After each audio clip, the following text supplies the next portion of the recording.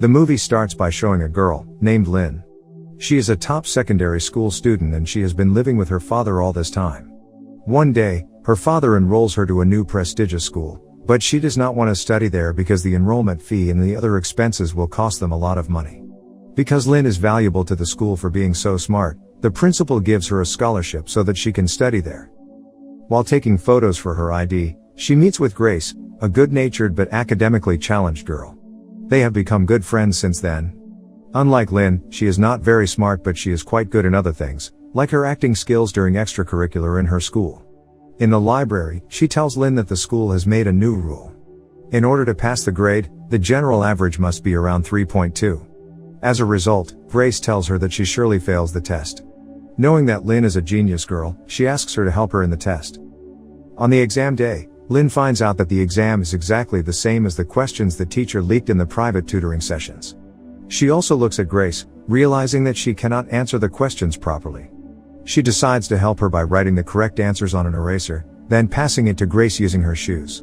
They almost get caught by the teacher, but luckily Lynn gets over the problem. At the end, Grace gets a 3.87 GPA, while Lynn gets a 4.0 GPA. To thank Lynn, Grace invites her to the pool party so they can celebrate their good grades. There, Lynn meets Grace's boyfriend, Pat. Unlike her, Pat is very rich. He learns from Grace that Lynn successfully helped his girlfriend in the exam. Because of this, he offers her a huge amount of money to help him and his friends cheat on another exam. Although at first reluctant, Lynn accepts the offer when later she finds out that the school secretly collected extra fees from her father, who earns a modest income as a teacher. Soon, she devises a system of hand signals, based on certain piano keys. As Lynn presses the keys, each pattern of pressing will represent the letters A, B, C, and D. The others just need to remember the pattern while Lynn uses them to send answers during exams. Therefore, her base of clients eventually grows. From the money she has earned, she buys her father a new shirt. Unbeknownst to her father, she keeps everything a secret, disguising it as just piano lessons. Bank, another bright student in the school, is Lynn's rival all along. He also receives a scholarship from the school because he comes from a poor family. He has a different characteristic from Lynn. He is very honest and he does not tolerate cheating during exams. Later, he is paired with Lynn in a competition and they are able to win it. After that, they are called by the principal who informs them that there is a scholarship abroad that they can apply for. However, there is only one slot, making them rivals from that time. When Bank gets home, it turns out that his mother has a laundromat. Then he learns that the washing machine was broken, so his mother has to wash the clothes manually. Feeling unbearable, he offers to help his mother to wash clothes. The next day, he is approached by another student, Tong. He tells Bank that he didn't go to school yesterday because he was sick, so then he offers Bank some money to help him in the exam, but obviously Bank refuses it. During the examination, Bank accidentally sees Tong looking at Lynn's paper. Then he decides to warn her about Tong's behavior. On the other hand, Lynn already knows it because Tong is one of the people who apply to her piano lesson. Afterwards, Bank also warns the teacher as he submits his answers in front of the class, but the teacher does not care about it because the test is separate into Set A and Set B to overcome cheating. Meanwhile, Lynn finishes her exam first, which is Set A, as she simultaneously sends answers to her friends using the hand signals. While the teacher is not looking at her, she uses the opportunity to exchange her paper with Tong, which is Set B. She quickly answers all the questions on Set B as the time is almost over. Surprisingly, she has enough time to pass the answers to her remaining friends. After the exam, she gets caught when Bank warns the principal about the cheating earlier. Thus, her father is also called to the school. The principal informs her father what she has done before. As punishment, the school suspends her scholarship. Furthermore, she retaliates the principal by saying that it was not a full scholarship anyway because there are other expenses that they had to pay. Angered by what she has said, the principal also revokes her chance to apply for an international scholarship at university level. Automatically, Bank is now the only one who can apply for the international scholarship, even though it is something that he regrets because it cost Lynn's chance. When she gets home, her father is so disappointed in her, causing him to not want to wear his new clothes again. He also tells her to return the money back to her friends. In the last school year, Grace invites her again to participate in cheating. This time it is not an ordinary exam, but an international standardized test for university admissions called STIC. Grace also tells her that Pat's parents want her and Pat to study in Boston University, so passing the STIC test will prove they are eligible to study there. Lynn initially declines the invitation because it is a very hard test, but then she agrees when she realizes that they can take advantage of the different time zones. The next morning, they make a brilliant plan. Lynn can take the test in Australia where the test is conducted 4 hours early, then she can pass the answers back to Thailand and sell the answers to other students who want to take the test. She also tells them that she can memorize most of the answers. However, she needs someone's help for the rest of the answers. Because of that, she needs someone who has a capable mind for memorizing the answers, which in this case is Bank.